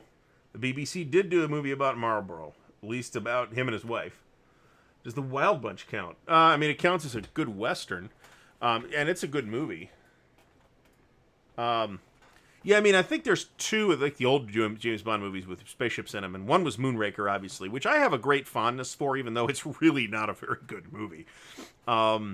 And You Only Live Twice was the other one, which is also, I think that's also the one with the volcano lair, which is the best lair. The best lair is the volcano lair. No, I disagree thoroughly with that statement, Matt. Brad Pitt was fantastic in Troy, and here's why. His acting is his dialogue delivery is not that good and doesn't quite fit. But what it really kind of blew me away watching that movie is, maybe this is all camera tricks and not the actor, but the physicality of the role I thought completely sold him on the character for me.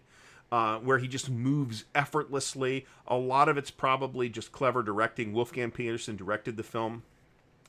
I thought he totally worked for that reason. His dialogue delivery is not that good, however.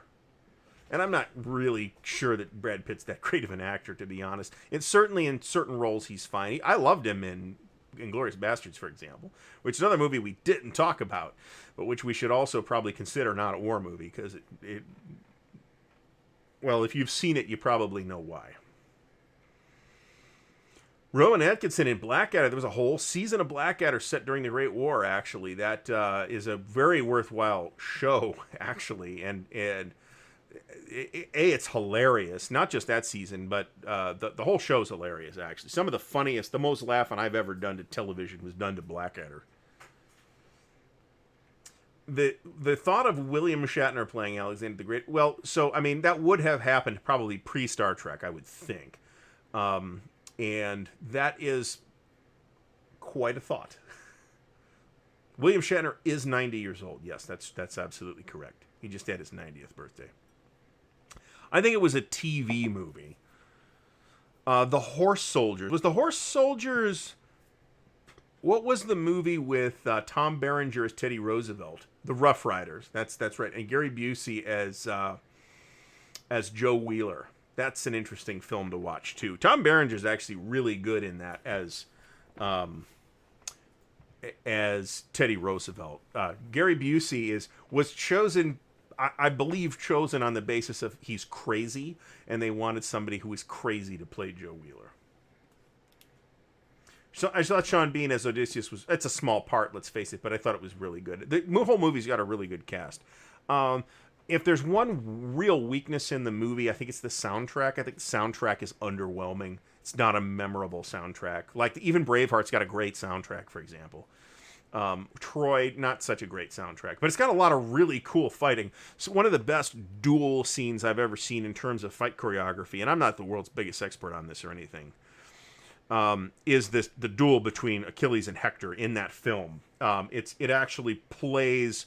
They're doing the types of moves that you would do, which is rare. The Duelist. It's not the Duelists.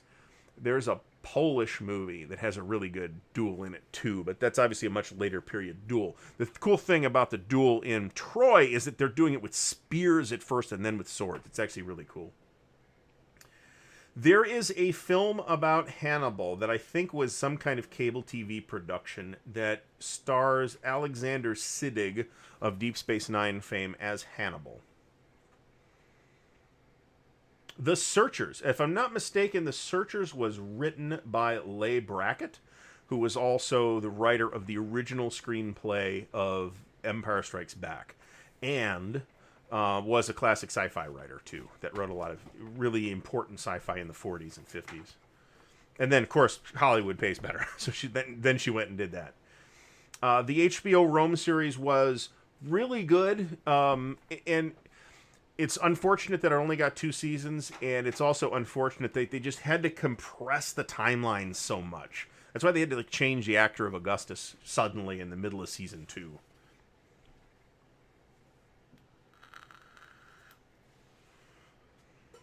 Terrence Bonham mentions Last of the Mohicans, which is the Michael Mann film with Daniel Day-Lewis and Madeline Stowe, and I forget, and Wes Studi as Magua. It's a great movie, actually, and you should see it. The best known thing in the soundtrack is that one that piece of music called "The Gale," which is a existing piece of music that was used in the soundtrack that did not originate with that soundtrack. But I think most people know, at least American audiences, know that tune from the Last of the Mohican soundtrack. Gallipoli, we just had an Anzac Day. Actually, I should have mentioned that. With Mel Gibson, no less. Rome was 2 seasons, unfortunately. It could have used a couple more, I think.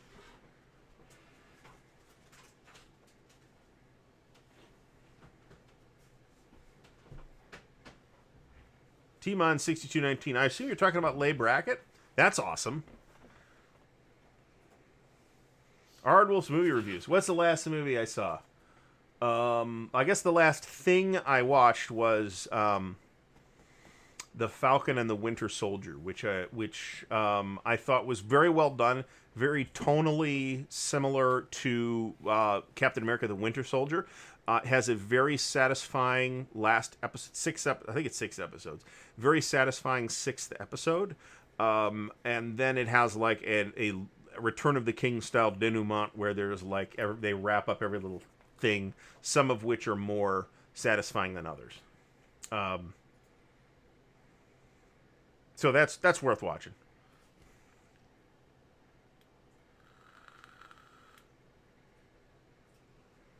Leigh Brackett wrote a lot of movies. Rio Bravo, The Searchers, I think, are the ones she's best known for.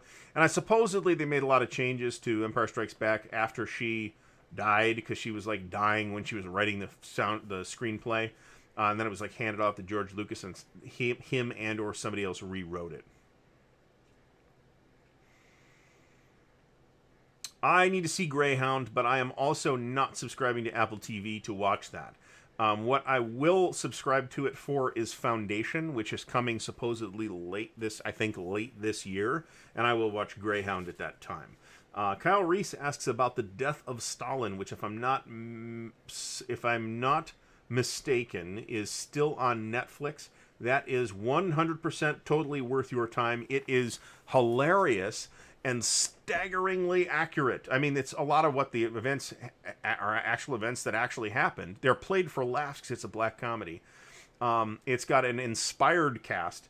which sounds ludicrous when you like look at the cast. Okay, Steve Buscemi as Khrushchev. That was what? It totally works. It totally works. Jason Isaacs as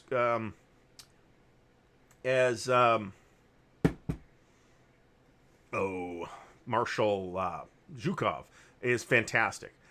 Just a fantastic movie.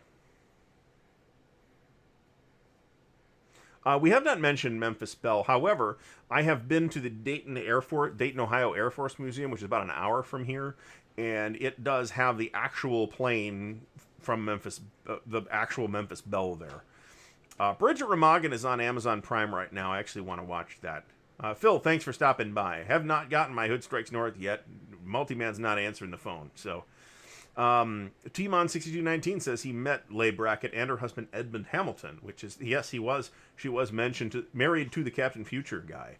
He did not pass to Hollywood, although, who knows what their collaboration status was. They have both long passed away now. Yes, that is Asimov's foundation. It looks like there's a lot of changes being made, but honestly, it's not something you could adapt directly anyway. It would be unwatchable. So, I'm very curious to see what they do with it. They have Jared Harris as Harry Seldon, which is really good casting. I don't know if that situation is going to be we see him for the first season or we see him for the first episode. If you've read the series, you'll know why. And they've done a lot of things with making the gender swapping and the characters and stuff like that, none of which particularly bothers me. Other than Harry Seldon, which of the Foundation, and Harry Seldon and the Mule, other than those two characters, none of the characters are particularly important. And we can do whatever they want with them. So.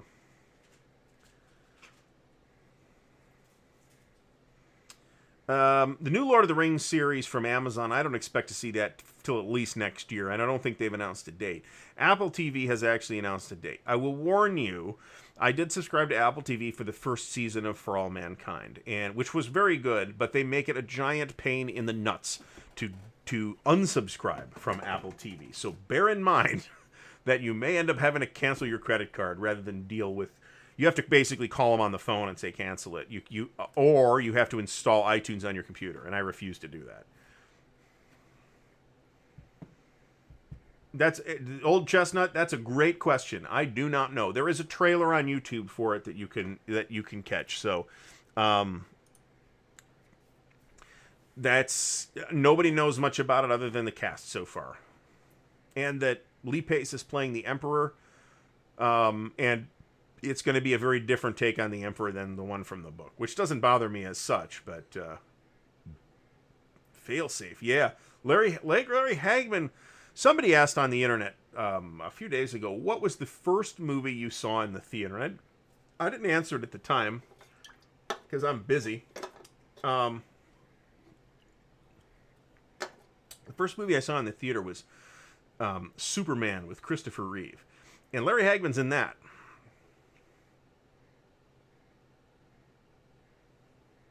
I think that the Asimov thing that people want to see, even though it's really challenging to do as an adaptation, is Foundation. But the robot, the Lige Bailey books actually would make very good movies. That new Green Knight actually looks very interesting too, and I'm super excited about the new Dune movie from Denis Villeneuve, but it's been pushed back like 15 times. Thank you, COVID. Last word on that is it's going to debut some point during the year on HBO Max and in theaters, but then they're talking about going back on that because the people that run HBO/AT&T/Warner Media are a bunch of clowns that have no idea what they're doing. Would I consider Casablanca a war film? No. But it's a great movie, and it's got a lot of really good scenes in it.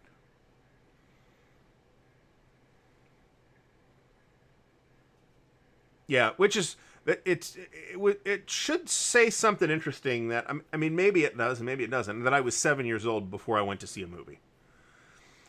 So bear that in mind. Empire of the Sun does star a very young Christian Bale, and it is based on a book by J.G. Ballard, who is a science fiction writer of some note.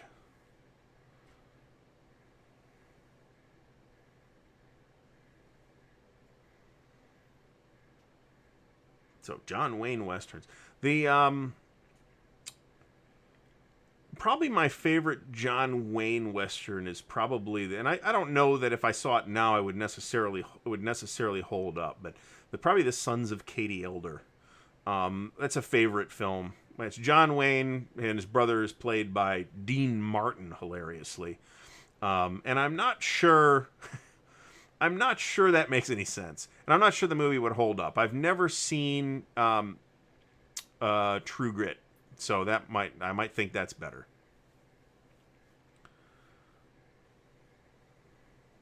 Carl, I think that's right, but they keep changing their minds. That's part of the problem.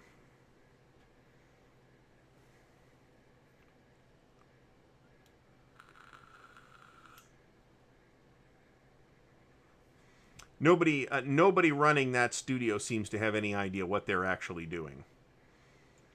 First movie was The Empire Strikes Back. I think I didn't see Star Wars in its original theatrical run because taking us to see the movies was something my parents simply didn't do for just whatever reason. And the one where he has cancer is The Shootist. That's actually a really good movie with Ron Howard as well. We're not directed by, starring. We're also Ron Howard. That's a really good movie because he's playing a gunslinger dying of cancer as he's dying of cancer. But remember that John Wayne survived 2 or 3 bouts of lung cancer and only had 1/3 of one lung left for his last 20 years. So I mean that's something. That's a really good movie. The Man Who Shot Liberty Valance is supposed to be good. That's on my list of things to watch. My favorite Western, I like Silverado a lot, but it's not my favorite. Silverado is just a fun movie. My favorite Western is, hands down, not a contest, The Good, the Bad, and the Ugly. I don't think it's close. I think it's the best Western of all time, handily. The Blob. That is a terrible movie. Steve McQueen's in it, though. The first one. I saw Star Wars in remember back in the day, you used to see, it was real common to see movies released theatrically multiple times. And I've seen that. I saw it in its second or third pass in the theater. Now, that was before Empire Strikes Back came out, though. Tombstone with Kurt Russell is a very good movie, actually. My understanding is that the director of that didn't really do any work, and it was really directed by Kurt Russell, by the way. And there is a pacing issue in Tombstone where some things happen, and then they have this montage where they go on a posse hunt for the bad guys, and it doesn't quite work pacing-wise, but otherwise, Tombstone is a really good movie.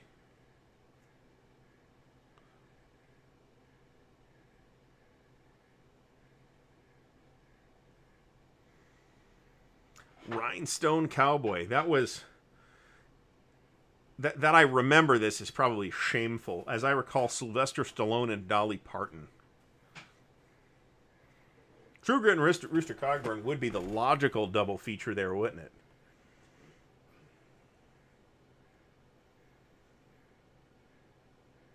I saw... So, a lot of my early years movie exposure was the late night movies. In Cleveland, it was Big Chuck and Little John. I think on Friday night or Saturday night or something like that.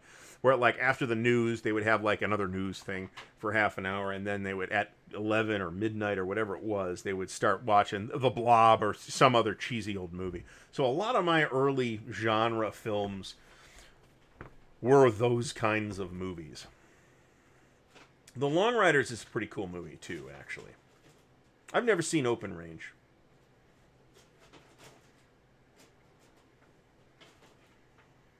I have seen Kevin Costner and Wyatt Earp, though. That wasn't very good. So, I mean, there were 2 Wyatt Earp movies that came out around the same time, and Tombstone is the one that people actually remember. Because it's pretty good. The Costner one's not that good. Although, I mean, it helps that Tombstone has an all-time great performances with Val Kilmer as Doc Holliday. And in Wyatt Earp, Doc Holliday is played by Dennis Quaid, and Dennis Quaid is fine, but just it's not as good. Val Kilmer is magical as Doc Holliday in Tombstone. And it's got Michael Biehn in it as Johnny Ringo, who's great, and the guy that played Colonel Quaritch as Ike Clanton, who is apparently actually intoxicated for all of his scenes, which is fantastic. Some of the scenes are just they just said like, yeah, ad lib this. Billy Bob Thornton was just told to ad lib his stuff. Waterworld is an underrated film, actually. The only problem with Waterworld is it cost a giant bundle of money to make because it's on the water. Again, wet movies cost more to make, and it's not nearly as bad a movie as people want to think it is. It's actually pretty decent. It's cheesy, but I mean, it's still a decent movie. It's better than The Postman. I like The Postman. That was Cass. She liked The Postman. The Postman has its moments, I will admit that. I'm disappointed that Tom Petty did not survive to see the actual post-apocalyptic era, however. I saw Return of a Man Called Horse with Richard Harris, but not the original A Man Called Horse.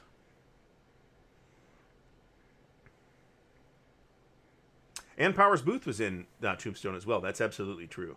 So we have thoroughly derailed, and we're just talking about movies. So we have let's do some stuff here. So what do we got this week coming up to the channel? I think our top viewership peak here was 85. I think that sounds correct. I don't have a video for tomorrow, unfortunately. I'm going to try to get the sale video out on Wednesday. If it doesn't make Wednesday, it's coming out next Wednesday. I think it's probably more likely to be next Wednesday at this point. I do have an unboxing video, which is the one from last week that got bumped, which is Rostov 41 from MMP. It got bumped because there was a new release from Compass, which was Napoleon's Imperium, which actually looks fairly interesting. So check those out. And don't forget, we are streaming with Dan on this channel on Wednesday at 6:30 p.m. Eastern Daylight Time this coming Wednesday. So bear that in mind. Anybody has any very last minute questions? We got just a couple of minutes here. I'm going to call it so I can vacuum up all the counter crumbs. So Napoleon's Imperium is not going to be photogenic. I may end up doing something with it, but in terms of video, but it's not going to be a playthrough video. It's unfilmable in that way. So I would like to say thanks for everybody that stopped by tonight. Like I said, we were at about 85, 86, something like that. I think that was really good, considering everything considered. I'm not super energetic, and we got interrupted 2 minutes in too. So there's that. So I'm going to call it just a moment early. I would like to thank once again everybody for stopping by. That's totally not it. I actually thought about stopping after an hour tonight, to be honest. But then we got talking, and I can keep talking. What war game am I excited to start? War in the Pacific, but it doesn't look like it's going to happen anytime soon. On the other hand, there's another thing that I don't know that I necessarily want to discuss that I'm involved in the playtesting for. I'm not under NDA, so I guess I can tell you it's an upcoming OCS thing. Maybe we'll talk about it. And we're out of time. Look at that. Click. We don't have time to talk about it. I'll talk about it next week. But I'm pretty excited about that. Not that war in the Pacific. I mean the old SPI war in the Pacific. I do have Strategy Dojo's stuff queued up, though, to watch, because I need to learn how to play that game. So again, thanks everybody for sticking with us during all the interruptions and travails that we've had this night. We will be back next Monday with more counterclipping goodness and hopefully slightly more animated and had a less bad day Ardwulf. Thanks again for watching, and we'll see you all next time.